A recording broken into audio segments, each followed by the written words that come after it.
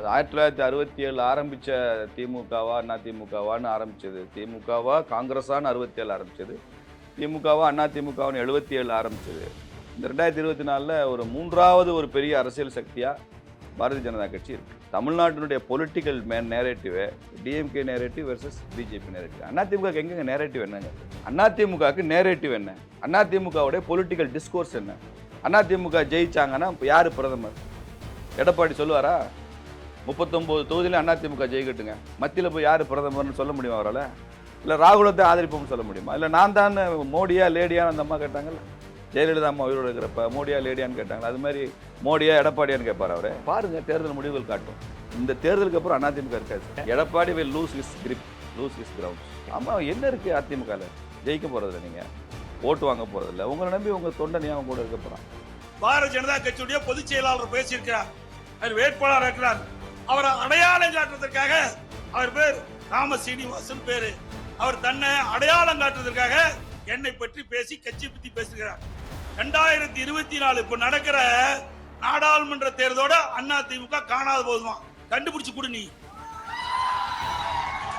ஏய், உன்னை போல எத்தனை பேரை பார்த்தீங்க அதிமுக? அதிமுக வரலாறு உனக்கு தெரியுமா? நான் உட்பட மேடையில் இருக்கிறவர்கள் அத்தனை பேரும் கிட்டத்தட்ட 50 ஆண்டு காலம் இந்த கட்சிக்கு உழைத்தவர்கள். உன்னை போல சொகுசு வாழ்க்கை நடத்துகிறவர்கள் அல்ல, இரவல் பாராமல் உழைக்கின்ற உழைப்பாளிகள் நாங்கள். உழைப்பை நம்பி கட்சி நடத்திக் கொண்டிருக்கின்றோம். மக்களுக்கு சேவை செய்து மக்களை நம்பிக்கொண்டிருக்கின்றோம். உங்களை போல வெற்றி விளம்பரத்திலே நாங்கள் அரசியல் நடத்தவில்லை. இன்றைக்கு 30 ஆண்டு காலம் மக்களுக்கு நிறைய திட்டங்களை கொடுத்து இன்றைக்கு மக்களுடைய ஆதரவை பெற்று இன்றைக்கு தமிழகத்திலேயே அதிக தொண்டர் நிறைந்த கட்சி அதிமுக கட்சி. எங்களை பார்த்து 2024க்கு பிறகு அதிமுக இருக்காதா? பொறுத்திருந்து பாரு. இந்த தேர்தலோடு உன்னை போல் வெற்றி அரசியல் பண்ணி கொண்டிருக்கின்ற நபர்கள்லாம் இந்த தேர்தலோடு அடையாளம் காணாமல் போய்விடுவீர்கள். அதுதான் யதார்த்த உண்மை. அது மட்டுமல்ல, 1998ல நான் நாடாளுமன்ற போட்டியிட்டேன்.